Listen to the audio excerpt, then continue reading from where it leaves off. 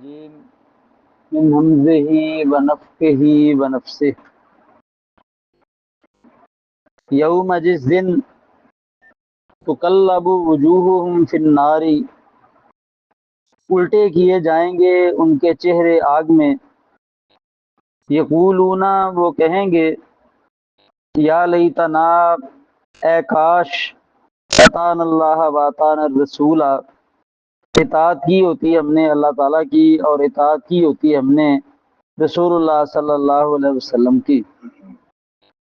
وقالو اور وہ کہیں گے ربنا اے ہمارے رب، انا بے شک ہم نے اطعنا اطاعت کی پیروی کی سادتنا اپنے سرداروں کی وکبراءنا اور اپنے بڑوں کی فاضلونا السبیلا پس گمراہ کر دیا انہوں نے ہمیں سیدھے راستے سے۔ ربنا اے ہمارے رب آتیہم دے تو انہیں ضعفین دو گنا من العذاب عذاب ولعنہم اور لعنت کر ان پر لعنن کبیرہ لعنت کرنا بہت بڑی۔ یوم جس دن تقلب وجوہہم پھیرے جائیں گے الٹے کیے جائیں گے ان کے چہرے فی النار آگ میں، یقولون یہ کہیں گے یا لیتنا اے کاش افسوس ہم پر اطعنا اللہ و اطعنا الرسول اطاعت کی ہوتی ہم نے اللہ تعالیٰ کی اور اطاعت کی ہوتی ہم نے رسول اللہ صلی اللہ علیہ وسلم کی۔ وقالو اور وہ کہیں گے ربنا اے ہمارے رب انا بے شک ہم نے اطعنا اطاعت کی سادتنا اپنے سرداروں کی وکبراءنا اور اپنے بڑوں کی فاضلونا السبیلا پس گمراہ کر دیا انہوں نے ہمیں سیدھے راستے سے۔ ربنا اے ہمارے رب آتیہم دے تو انہیں ضعفین من العذاب دو گنا عذاب ولعنہم اور لعنت کر ان پر لعنن کبیرہ لعنت کرنا بہت بڑی۔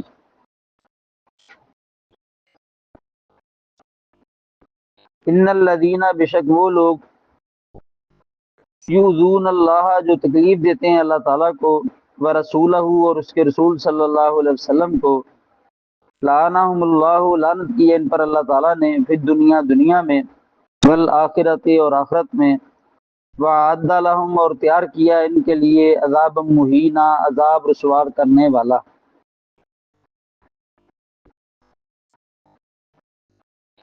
پچھلی آیت میں اللہ سبحانہ وتعالیٰ نے نبی علیہ الصلوۃ والسلام کی عزت عظمت شان رفعت بلندی مرتبہ مقام اس کا تذکرہ کیا کہ نبی علیہ الصلوۃ والسلام کی ذات مقدسہ تو وہ ذات ہے کہ اللہ تعالیٰ ان پر اپنی رحمتیں اور برکتیں نازل فرماتا ہے۔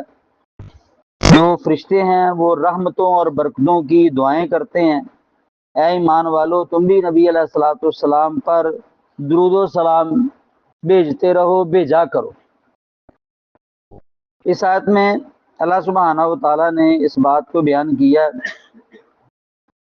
کہ وہ لوگ جو اللہ سبحانہ و تعالیٰ کو تکلیف دیتے ہیں اور اس کے رسول صلی اللہ علیہ وسلم کو تکلیف دیتے ہیں، اللہ تعالیٰ نے دنیا اور آخرت دونوں جہانوں میں ان پر لعنت کی ہے اور ان کے لیے ایسا عذاب تیار کر رکھا ہے جو رسوائی والا عذاب ہے۔ وہ عذاب دنیا میں بھی آ سکتا ہے اور آخرت میں بھی آ سکتا ہے۔ دنیا میں آ سکتا ہے، اللہ تعالیٰ دنیا میں اس عذاب کو روک بھی سکتا ہے، لیکن آخرت میں اگر یہ تائب نہ ہوئے معافی انہوں نے نہ مانگی تو وہ عذاب یقینی ہے۔ اب اللہ تعالیٰ کو تکلیف دینا کیا ہے؟ سب سے بڑی تکلیف دینا اللہ تعالیٰ کو اللہ سبحانہ و تعالیٰ کی ذات کے ساتھ شرک کرنا ہے، اللہ خالق کے کائنات کا شریک ٹھہرانا ہے۔ بلکہ اللہ سبحانہ و تعالیٰ کے ساتھ کسی کو شریک ٹھہرانا یہ کئی طرح ہو سکتا ہے۔ اللہ کے علاوہ اور اللہ ماننا یہ بھی شرک ہے۔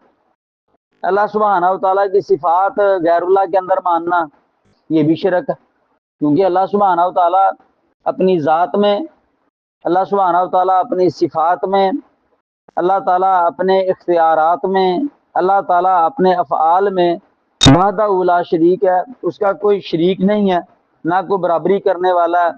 اللہ تعالیٰ کے اختیار اللہ تعالیٰ کے پاس ہیں، اللہ نے وہ اپنے اختیار کسی کو تفویض نہیں کیے۔ تو اگر یہ جتنی باتیں ہیں یہ غیر اللہ میں مانی جائیں تو یہ شرک ہے۔ اللہ سبحانہ تعالیٰ کی بیوی نہیں ہے، اللہ تعالیٰ کی اولاد نہیں ہے، تو اللہ تعالیٰ کے لیے بیوی قرار دینا، اللہ تعالیٰ کے لیے اولاد قرار دینا، یہ اللہ سبحانہ تعالیٰ کی ذات کے ساتھ شرک ہے۔ یا اللہ تعالیٰ کے لیے وہ عقیدہ ثابت کرنا جو اللہ تعالیٰ کے لائق ہی نہیں ہے، جو باتیں اللہ تعالیٰ کے لائق نہیں ہیں وہ اللہ تعالیٰ میں ماننا، یہ بھی اللہ سبحانہ تعالیٰ کو تکلیف دینا ہے۔ تو نبی علیہ الصلوۃ والسلام کا صحیح فرمان ہے کہ آدم کا بیٹا مجھے تکلیف دیتا ہے اور مجھے گالی دیتا ہے۔ یوزینی ابن آدم، ابن آدم کا بیٹا مجھے گالی دیتا ہے، گالی یعنی تکلیف دیتا ہے۔ تکلیف دینا کیا ہے؟ یہ سب الدہر، وہ زمانے کو برا کہتا ہے۔ وَأَنَا الدَّهْرُ، اور الگ زمانہ میں ہوں۔ بِيَدِ الْأَمْرُ، میرے ہاتھ میں سارا اختیار ہے۔ اُقَلِّبُ اللَّيْلَ وَالنَّهَارَ، رات اور دن کو پھیرنے والا میں ہوں۔ تو اللہ سبحانہ و تعالیٰ کو یہ بھی تکلیف دینا ہے کہ انسان زمانے کو برا کہے۔ یہ نبی علیہ السلام کا فرمان ہے، مشکات المصابیح میں یہ روایت موجود ہے۔ اب نبی علیہ السلام نے فرمایا کہ اللہ تعالیٰ یہ بات کہتا ہے کہ یہ جتنے معاملات ہیں یہ میرے ہاتھ کے اندر ہے، دن رات کو پھیرنے والا میں ہوں۔ اب دن رات کی تبدیلی سے ہفتے بنتے ہیں، ہفتوں کی تبدیلی سے مہینے، مہینوں کی تبدیلی سے سال، سالوں کی تبدیلی سے زمانہ۔ تو زمانہ تو وہی ہے، زمانہ برا نہیں ہے، لوگ اچھے نہیں، لوگوں نے اپنی عادات بدل لی۔ ہمارے یہاں ہوتا ہے نا اکثر جو زمانہ خراب ہو گیا کی کریے، یہ بات اللہ تعالیٰ کو تکلیف دینے والی بات ہے۔ یہ کبھی نہیں کہنا چاہیے کہ زمانہ خراب ہے، یہ کہنا چاہیے لوگوں کے اعمال بدل گئے ہیں، لوگ خرابی کر رہے ہیں، اور خرابی تو لوگ کرتے ہیں۔ یہ جو زمانہ ہے، کائنات کا نظام ہے، یہ تو بالکل اسی طرح چل رہا ہے، اس میں تو کوئی خرابی نہیں آئی۔ کبھی ایسا نہیں ہوا کہ رات آئی ہے اور پھر دن چڑھا ہی نہ ہو، رات ہی ہو، دن آیا ہو پھر آگے رات نہ آئی ہو، دن ہی آ گیا ہو۔ کبھی ایک دن جو ہے وہ دن رات 22 گھنٹوں کا ہو گیا اور ایک دن رات 26 گھنٹوں کا ہو گیا، کبھی ایسا نہیں ہے۔ یعنی جو اللہ تعالیٰ نے کائنات کا نظام چلایا ہوا ہے وہ تو اپنی ترتیب سے چل رہا ہے، اور یہ جو تبدیلی کرنے والی ذات ہے یہ اللہ تعالیٰ کی ہے۔ تو اللہ فرماتے ہیں میں زمانہ ہوں، تو جو زمانے کو برا کہتا ہے نا وہ مجھے تکلیف دیتا ہے، تو لہذا زمانے کو برا نہیں کہنا چاہیے۔ نہ یہ جو موسم وغیرہ ہے انہیں برا کہنا چاہیے۔ ہمارا کہتا نہیں ہو جی موسم نے تو مصیبت ہی پائی ہے، او بارشاں نے تو وقت ہی پایا ہے، تمہارے یہاں اس طرح ہوتا ہے، یہ جی دھوپ تو جان ہی نہیں چھوڑ رہی، مصیبت میں ڈال دی ہے۔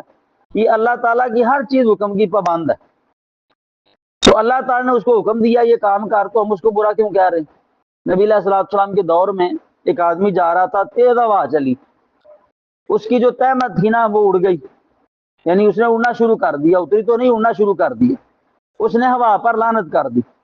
تو نبی علیہ السلام نے فرمایا لا تلعنھا فانھا مامورۃ، اس پر لعنت نہ کر، یہ تو اللہ کے حکم کی پابند ہے، اللہ نے اس کو حکم دیا چل، وہ چل رہی ہے۔ تو ہم کون ہوتے ہیں اس کو برا کرنے والے؟ ہمیں تو یہ حکم دیا گیا ہے کہ ہوا تیز چلے تو تم نے دعا پڑھنی کہ یا اللہ جو اس ہوا کے اندر خیر ہے، جو خیر لے کے آئی ہے وہ ہمیں عطا کر دے، جو اس ہوا کے اندر شر ہے، جو یہ شر لے کے آئی ہے ہمیں اسے محفوظ رکھ۔ ہمیں تو حکم دیا گیا ہے کہ آندھی کی تیز ہوا چلنے کی تم نے دعا پڑھنی۔ تو ہمیں کبھی بھی زمانے کو یا جو بھی یہ موسم کی تبدیلی ہوتی ہے، حالات کی تبدیلی ہوتی ہے، اس کو برا نہیں کہنا چاہیے، یہ اللہ کے ہر چیز حکم کی پابند ہے۔ تو ان چیزوں کو برا کہنا، زمانے کو برا کہنا، یہ اللہ سبحانہ و تعالیٰ کو تکلیف دینا۔ اور دوسرا نبی علیہ السلام نے فرمایا، اللہ تعالیٰ یہ بات ارشاد فرماتا ہے آدم کا بیٹا مجھے گالی دیتا، اور اس کا مجھے گالی دینا یہ ہے، وہ کہتا ہے اتخذ اللہ ولدا، اللہ کی اولاد ہے، حالانکہ میں اکیلا ہوں، بے نیاز ہوں، نہ میں نے کسی کو جنا، نہ مجھے جنا گیا، اور میری تو برابری کرنے والا کوئی نہیں۔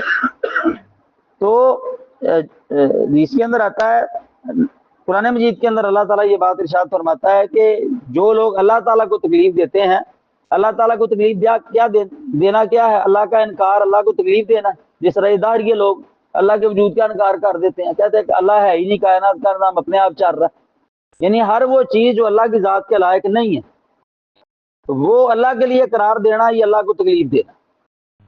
تو ایسے لوگوں کے لیے اللہ نے وہ رسوا کرنے والا عذاب بھی تیار کر رکھا ہے، اور دنیا اور آخرت دونوں جہانوں میں ایسے لوگوں کے لیے لعنت ہے۔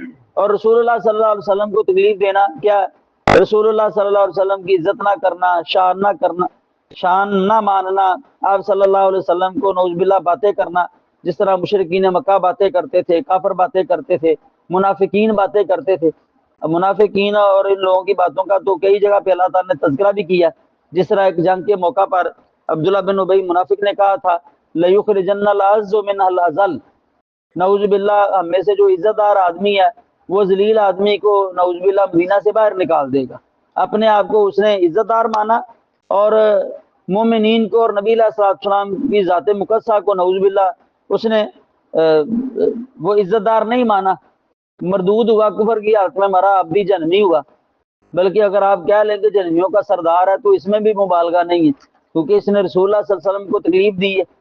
تو رسول اللہ صلی اللہ علیہ وسلم کو نہ ماننا، باتیں کرنا، آپ کی عزت کا خیال نہ کرنا، آپ صلی اللہ علیہ وسلم کی جو ازواج مطہرات ہیں ان کو باتیں کرنا، ان پر لعن طعن کرنا، آپ کے اہل بیت کو برا کہنا، انہیں نہ ماننا، ان پر لعن طعن کرنا، صحابہ کرام رضوان اللہ علیہ مجمعین کو برا بھلا کہنا، یہ گویا کہ آپ صلی اللہ علیہ وسلم کو تکلیف دینا، کیونکہ ان سے رسول اللہ صلی اللہ علیہ وسلم نے محبت کی ہے۔ تو جن سے رسول اللہ صلی اللہ علیہ وسلم نے محبت کیا ان کو برا کہا جائے تو آپ کو تکلیف نہیں ہوگی؟ یقیناً آپ کو تکلیف ہوگی۔ تو جو لوگ اللہ اور اس کے رسول صلی اللہ علیہ وسلم کو تکلیف دیتے ہیں، دنیا اور آخرت دونوں جہانوں میں ان پر لعنت ہے، اور اللہ تعالیٰ نے ان کے لیے عذاب تیار کر رکھا ہے۔ تو ہمیں چاہیے کہ ہر حالت میں اللہ سبحانہ و تعالیٰ کو ہر چیز سے پاک قرار دیں، اور اپنی جانوں سے بھی بڑھ کر رسول اللہ صلی اللہ علیہ وسلم کے ساتھ ہم محبت کریں، اور رسول اللہ صلی اللہ علیہ وسلم کی عزت میں، شان میں، رفعت میں، دفاع میں ہمیں اپنی جانیں بھی قربان کرنی پڑے تو ہمیں اپنی جانیں قربان کرنی چاہیے۔ یہ عین ایمان ہے، اس سے اللہ تعالیٰ دنیا میں بھی رحمت نازل کرے گا، اور آخرت کے اندر بھی یقیناً اللہ سبحانہ و تعالیٰ نے جنت ایسے لوگوں کے لیے ہی تیار کر رکھی ہے۔ اچھا، اب ایک ہے اللہ اور اس کے رسول صلی اللہ علیہ وسلم کو تکلیف دینا، ایسے لوگوں کے لیے تو دنیا اور آخرت کے اندر لعنت ہے اور رسوائی والا عذاب ہے۔ تو اب ظاہر بات ہے کہ جو لوگ اللہ اور اس کے رسول صلی اللہ علیہ وسلم کے ماننے والے ہیں، اسلام کہتا ہے انہیں بھی تکلیف نہیں دینی۔ اگر تم انہیں کسی قسم کی باتیں کرو گے، تکلیف دو گے، تو گویا کہ تم نے ان پر بہتان باندھا اور بہت بڑا گناہ کمایا۔ جس طرح ہمارے یہاں ہوتا ہے کہ مسلمانوں پر تہمت لگانا، ایک چیز کسی مسلمان نے کام کیا ہی نہیں ہے، چاہے وہ مرد ہے یا عورت ہے، تو ہم کہیں کہ وہ کام انہوں نے کیا، تو گویا ان پر الزام بھی لگایا جا رہا ہے، انہیں مورد الزام ٹھہرایا جا رہا ہے، اور بسا اوقات ان پر تہمت بھی لگائی جاتی ہے۔ ان کی غیبت کرنا، ان کی چولی کرنا، یہ بھی مومنین کو تکلیف دینا کہ اگر ان کے اندر کوئی عیب ہے اسے تو ہم سمجھا نہیں رہے، اور لوگوں میں ہم ان کے عیبوں کا تذکرہ کر رہے ہیں، اور لوگوں میں ان کی ہم عزت کو پامال کر رہے ہیں۔ چاہیے تو یہ ہے نا کہ ہم انہیں سمجھائیں، کیونکہ مومن کا آئینہ ہوتا ہے، اس میں کوئی شک والی بات نہیں ہے۔ تو اگر میں آئینے کے سامنے کھڑا ہوں تو آئینہ مجھے میرے عیب بتائے گا یا کسی اور کے عیب بتائے گا؟ میرے ہی عیب بتائے گا نا۔ میں آئینہ کے سامنے کھڑا ہو گیا تو آئینہ مجھے بتائے گا کہ تیرے وجود کے اندر یہ چیز ہے، ادھر بال سفید ہے، ادھر بال کالے ہیں، ادھر فلاں چیز ہے، ادھر فلاں نقصان ہے، ادھر فلاں نقصان ہے، یہی بتائے گا نا۔ میں وہاں سے ہٹا، وہ دوسرا بندہ آ گیا، تو آئینہ اس کو میرے عیب بتائے گا یا اس کے عیب بتائے گا؟ آئینہ کبھی نہیں اس کو بتائے گا کہ تجھ سے پہلے بھی ایک آدمی آیا تھا، اس کے اندر یہ عیب تھے۔ آئینہ اس کو اسی کے عیب بتائے گا۔ تو مومن کی شان ہوتی ہے کہ مومن جس کے اندر عیب دیکھتا ہے نا اس کو اچھے طریقے سے سمجھاتا ہے۔ یہ نہیں ہے کہ اس کے عیبوں کا ڈنڈورا وہ پورے علاقے کے اندر پیٹے اور جس کے اندر عیب ہے اس کو سمجھائے نا۔ دیکھیے ہمارا کام ہے اصلاح کرنا، جس کے اندر عیب ہے ہمیں اچھے طریقے سے اسے پیار کے ساتھ سمجھانا چاہیے، تو وہ اپنی غلطی بھی دور کر لے گا۔ میں اسے تو سمجھاتا نہیں ہوں، لوگوں میں اس کا تذکرہ کرتا ہوں، اس کی عزت کو پامال کرتا ہوں، تو ایک تو اسے میں نے ذلیل و رسوا کر دیا، اسے تکلیف دی، اور دوسرا جب اسے اپنی غلطی کا احساس ہی نہیں ہوگا اپنی اصلاح ہی نہیں کرے گا۔ اصلاح تو تبھی کرے گا نا جب میں اس کو سمجھاؤں گا۔ تو میرا تو طریقہ یہ ہونا چاہیے میں اچھے طریقے سے اس کو سمجھا دوں، لوگوں میں اس کو ذلیل نہ کروں۔ نبی علیہ الصلوۃ والسلام کا سمجھانے کا یہی انداز تھا۔ صحابہ بیٹھے ہوتے، نبی صلی اللہ علیہ وسلم کو غلطی دیکھتے نا، آپ خطبہ ارشاد فرما دیتے، وہ لوگوں کو کیا ہو گیا، ایسے ایسے کام کر رہے ہیں، انہیں یہ نہیں کرنا چاہیے۔ اچھا جس نے کیا ہوتا اس کو علم ہو جاتا، یعنی لوگوں میں بھی اس کو مخاطب کر کے نہ کہتے کہ تو نے یہ کام کیا، تاکہ اس کی عزت محفوظ رہے، خطبہ ارشاد فرما دیتے، نام بھی نہ لیتے، اور لوگوں کو کیا ہو گیا، یہ کام کر رہے ہیں، ان کے لیے یہ لائق نہیں ہے، سمجھنے والے کو سمجھ آ جاتی۔ یہ اصل اسلام کا طریقہ، اور ہمیں یہی اپنانا چاہیے۔ کسی مومن کو تکلیف نہیں دینی چاہیے، عزت پامال نہیں کرنی چاہیے۔ ہمارے ہاں تو مومن کی بے عزتی کرنا، کسی کو ذلیل کرنا، یہ تو ہمارے بائیں ہاتھ کا کھیل ہے، اور ہم بڑے فخر سے بتاتے ہیں سنا کیسی کی، یہ ہاتھ لگا لگا کے دیکھے گا۔ نبی علیہ الصلوۃ والسلام کا فرمان ہے ایک روایت کے مطابق کہ سود کے 70 سے زائد درجے ہیں۔ ایک روایت کے اندر آتا ہے کہ سود کھانے کا جو سب سے ہلکا درجہ ہے نا، وہ ایسے ہی ہے جیسے اپنی والدہ سے نکاح کرنا۔ اب والدہ سے نکاح کرنا کتنا بڑا جرم ہے، انسان سوچ سکتا ہے؟ اندازہ کیجئے، برا بن عازب رضی اللہ تعالیٰ عنہ کہتے ہیں کہ میرا چچا، اس کی میرے ساتھ ملاقات ہوئی، اس کے ہاتھ میں نا جھنڈا تھا۔ میں نے کہا یہ جھنڈا کیسا؟ مجھے کہنے لگے کہ مجھے رسول اللہ صلی اللہ علیہ وسلم نے یہ جھنڈا دے کر بھیجا ہے، اور مجھے حکم دیا کہ میں فلاں بندے کو قتل کر لوں، اس نے ستیلی ماں سے نکاح کیا۔ اندازہ کیجئے کہ جو باپ کی منکوحہ ہے، ستیلی ماں، بندے نے اس کے ساتھ نکاح کیا، رسول اللہ صلی اللہ علیہ وسلم نے بندہ بھیج دیا کہ اس کو قتل کر دیں۔ اس نے اللہ کی حد کو توڑا ہے، کیونکہ قرآن کہتا ہے لا تنکحوا ما نکح آباؤکم، جن عورتوں سے تمہارے باپوں نے نکاح کیا نا، تم ان سے نکاح نہیں کر سکتے، وہ تمہارے باپ کی منکوحہ ہے، تمہاری تو والدہ ہو گئی وہ ستیلی ماں۔ تو جو اس حقیقی ماں سے نکاح کر لے اس کا کیا حال ہے؟ یہ سود کھانا، سود کا سب سے ہلکا درجہ وہ ماں سے نکاح کرنا، اور سود کا سب سے جو بڑا درجہ ہے نا، وہ مسلمان کی عزت کو پامال کرنا۔ تو اندازہ کیجیے آج ہمارے ہاں تو یہ بات ہی کوئی نہیں ہے، ہمیں روٹی نہیں ہضم ہوتی جب تک ہم کسی مسلمان کو ذلیل نہ کر لیں یا اس کی غیبت اور چغلی نہ کر لیں۔ تو قرآن کہہ رہا ہے کہ والذین، اور وہ لوگ، یؤذون المؤمنین، جو تکلیف دیتے ہیں مومنین کو، والمؤمنات، اور مومنہ عورتوں کو، بغیر مکتسبوا، بغیر اس چیز کے جو انہوں نے کمایا ہے، انہوں نے کوئی کام کیا ہی نہیں ہے تو تکلیف دے رہے ہیں، ان کو باتیں کر رہے ہیں۔ فقد احتملوا بہتانا واثما مبینا، پس تحقیق اٹھایا انہوں نے بہتان کا بوجھ، اور اٹھایا انہوں نے بہت واضح گناہ۔ یا ایھا النبی، اے نبی صلی اللہ علیہ وسلم، کل ازواجے کا کہہ دیجئے آپ اپنی بیویوں کے لیے، و بناتے کا، اور اپنی بیٹیوں کے لیے، و نساء المؤمنین، اور مومنہ عورتوں کے لیے، یدنین، کہ وہ اوڑھ لیں، علیہن، اپنے اوپر، قریب کریں اپنے اوپر، من جلابیبہن، اپنی اوڑھنیاں چادریں، ذالک ادنیٰ، یہ زیادہ لائق ہے، یعرفن، کہ وہ پہچان لی جائیں، فلا یؤذین، نہ انہیں تکلیف دی جائے، وکان اللہ غفور الرحیم، اور ہے اللہ تعالیٰ بخشنے والا، رحم کرنے والا۔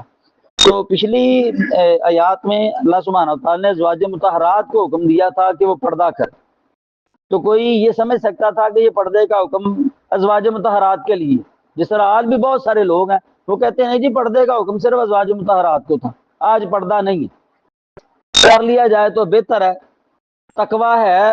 فتویٰ یہی ہے کہ مسلمان عورتوں کے لیے چہرے کا پردہ نہیں ہے، یہ بات ان کی کتاب و سنت کے موافق نہیں ہے، یہ بات درست نہیں ہے۔ صحیح یہی بات ہے جو قرآن کی یہ آیت واضح کر رہی ہے کہ نبی صلی اللہ علیہ وسلم کی ازواج کے لیے تو پردہ ہے ہی، آپ کی بیٹیوں کے لیے بھی ہے، اور دیگر جو مومنہ خواتین ہیں ان کے لیے بھی ہے۔ نبی صلی اللہ علیہ وسلم کو خطاب کر کے کہا جا رہا ہے کہ نبی صلی اللہ علیہ وسلم آپ اپنی ازواج کے لیے کہہ دیجیے، وبناتک، اور بیٹیوں کے لیے کہہ دیجیے۔ قرآن مجید کی یہ آیت نص قطعی ہے کہ نبی صلی اللہ علیہ وسلم کی بیٹیاں زیادہ تھیں، کیونکہ جو بیٹی ہوتی ہے نا ایک، اس کو بنتن کہتے ہیں، اور اس کی جمع بنات آتی ہے، تو یہاں آ رہا ہے کہ آپ اپنی ازواج کو کہہ دیجیے اور اپنی بیٹیوں کو کہہ دیجیے۔ بعض لوگ کہتے ہیں کہ نہیں، نبی صلی اللہ علیہ وسلم کی صرف ایک ہی بیٹی تھی، سیدہ فاطمہ رضی اللہ تعالی عنہا، باقی جو 3 بیٹیاں تاریخ کے اندر آتی ہیں یا حدیثوں کے اندر آتی ہیں، وہ سیدہ خدیجہ رضی اللہ تعالی عنہا کے بطن سے تھی، لیکن وہ پہلے خامدوں کی تھی۔ لیکن یہ بات ایسی نہیں، حقیقی بات یہی ہے کہ رسول اللہ صلی اللہ علیہ وسلم کی سیدہ خدیجہ رضی اللہ تعالیٰ عنہ کے بطن سے 4 ہی بیٹیاں تھیں، اور اس لیے یہاں بنات جمع کا لفظ آیا کہ آپ اپنی ازواج کو کہہ دیجئے اور بیٹیوں کو کہہ دیجئے۔ بعض کہتے ہیں کہ نہیں، وہ قوم کی بیٹیاں جو ہوتی ہیں وہ چونکہ نبی کی بیٹیاں ہی ہوتی ہیں، تو یہاں بنات سے مراد قوم کی بیٹیاں ہیں۔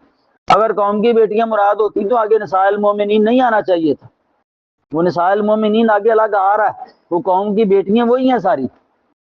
تو آپ اپنی حقیقی بیٹیوں کو بھی کہہ دیجئے، اور جو مومنہ عورتیں انہیں بھی کہہ دیجئے کہ وہ اپنی اوڑھنی اپنے اوپر لیں۔ یہاں لفظ آیا جلابیب، جلباب کی جمع۔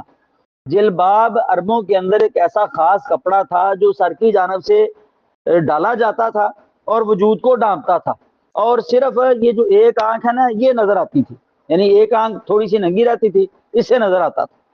جس طرح آپ نے دیکھا ہوگا شاید، وہ ہمارے ہاں ٹوپی والا برقع ہوتا تھا، وہ خواتین پہنتی تھیں، اور آج کل بھی یہ جو ہمارے پٹھان بھائی ہیں نا، ان کی خواتین اکثر پہنتی ہیں۔ ٹوپی والا برقع ہوتا ہے، وہ اوپر سے نیچے کو پہنا جاتا ہے، اور وہ سوراخ ہوتے ہیں، وہ اندر سے تو نظر آتا ہے، باہر سے نظر نہیں آتا۔ وہ جلباب بھی اسی قسم کا کپڑا تھا، ایک آنکھ تھوڑی سی ننگی رہتی تھی، اس میں سے نظر آتا تھا۔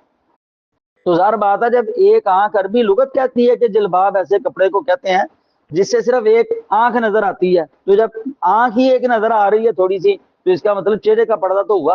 قرآن نے یہی کہا ہے کہ جلاب ہی اپنے اوپر اوڑھے۔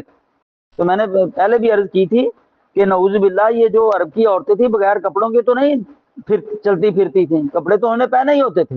یہ اوڑھنیاں لینے کا حکم کیوں ہوا ہے کہ تم نے پردہ کرنا ہے؟ تو اللہ ماتے یہ بات زیادہ لائق ہے کہ وہ پہچان لی جائے، انہیں تکلیف نہ دی جائے۔ یہاں اعتراض کو کر سکتا ہے کہ پردہ نہ کیا ہو تو پہچانی جاتی ہے، کہ پردہ کیا ہو تو پہچانی جاتی؟ پردہ نہ کیا ہو تو پہچانی جائیں گی نا۔ قرآن کہہ رہا ہے پردہ کرو پہچانی جاؤ گی اور تمہیں تکلیف نہیں دی جائے گی۔ مطلب کیا ہے کہ جب آپ نے پردہ کیا ہوگا، باعزت طریقے سے باہر نکلو گی، تو دوسرے بندے دیکھ کر سمجھیں گے کہ یہ خاندانی عورت ہے، حیا والی عورت ہے، پردہ دار عورت ہے، وہ اس کو چھیڑنے کی کوشش ہی نہیں کرے گا اور دل میں اس کا خیال ہی نہیں رکھے گا۔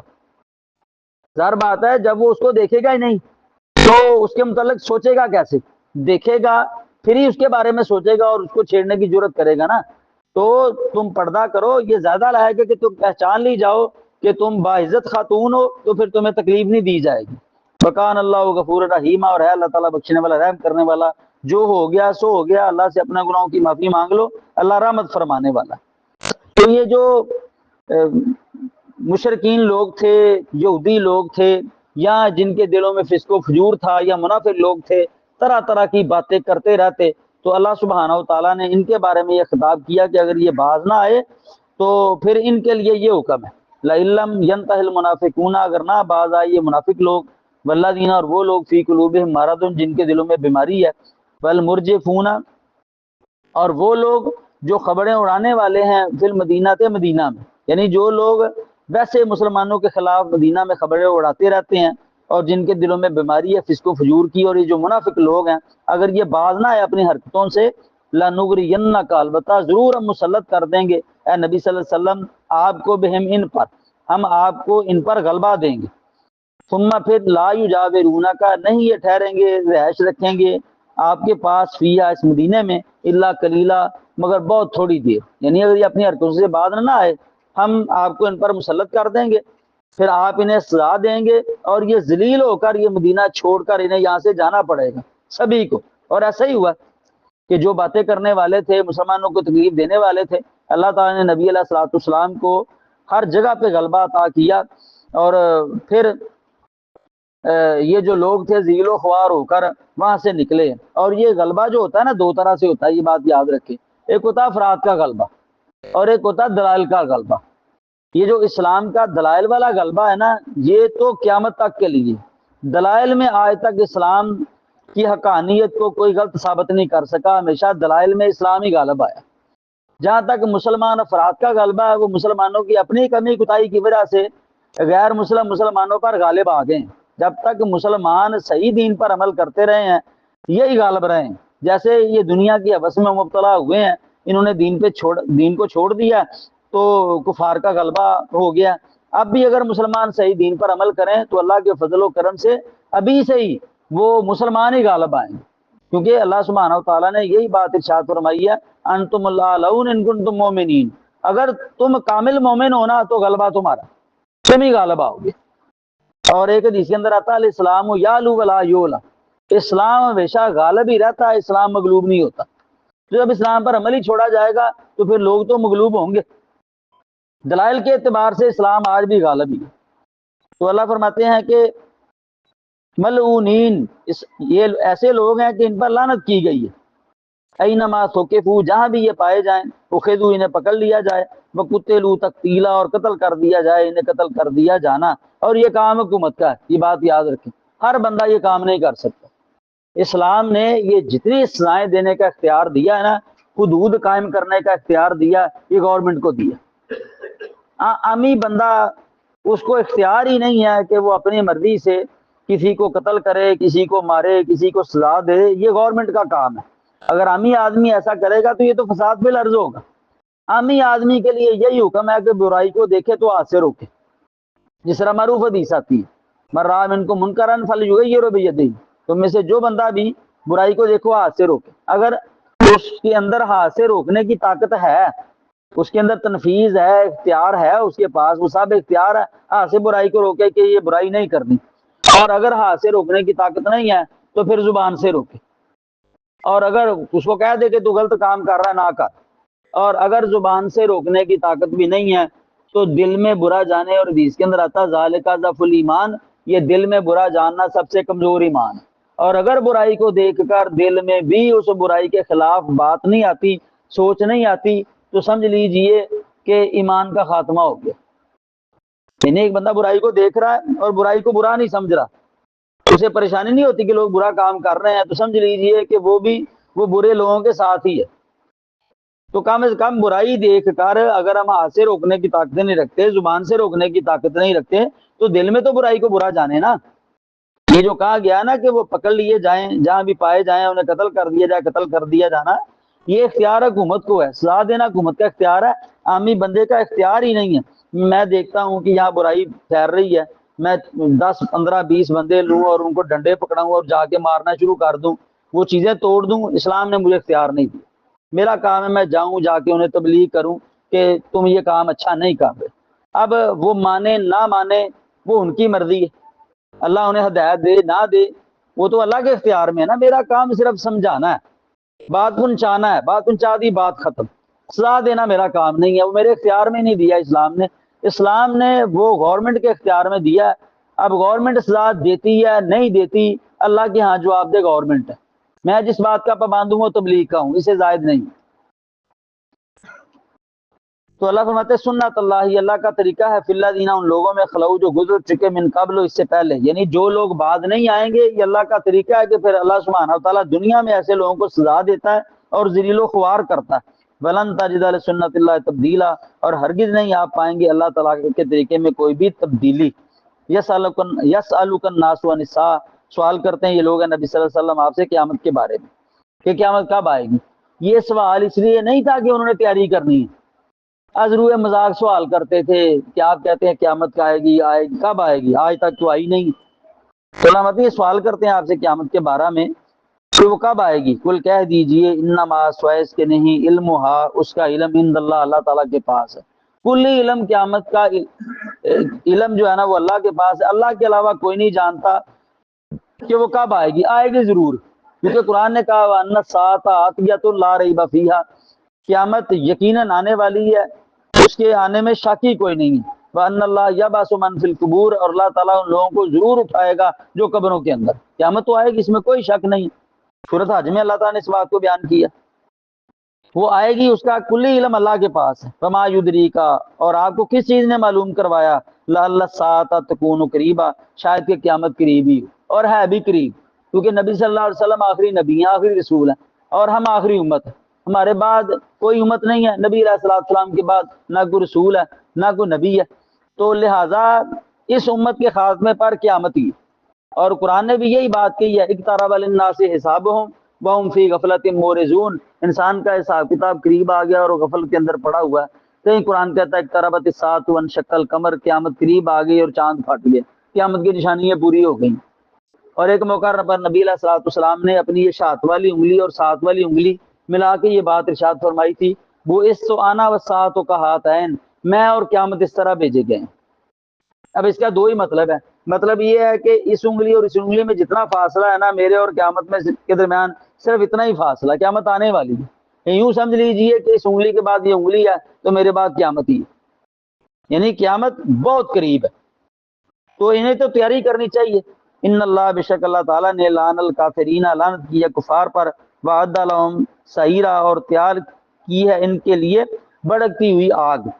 تو جو مومن ہوں گے قیامت کو ماننے والے، اس کی تیاری کرنے والے ہیں، وہ تو جنت میں جائیں گے، اور کافر ہیں ان پر لعنت بھی ہے اور جہنم میں جائیں گے، خالدین فیہا ابدا، اس میں ہمیشہ ہمیشہ رہیں گے، لا یجدون ولیا ولا نصیرا، نہیں وہ پائیں گے اپنے لیے کوئی دوست اور نہ ہی کوئی مددگار کہ ان کو بچا سکے۔ بچانے والی ذات تو اللہ تعالیٰ کی ہے، اور بچاؤ کا سبب ایمان ہے، نیک اعمال ہے، اللہ اور اس کے رسول صلی اللہ علیہ وسلم کی اطاعت اور فرما برداری میں بسر کی ہوئی زندگی ہے، کتاب و سنت کے مطابق بسر کی ہوئی زندگی ہے۔ اللہ تعالیٰ سے دعا ہے اللہ ہمیں حق سمجھ کر حق بیان کرنے کی، پھر اس پر عمل کی توفیق عطا فرمائے۔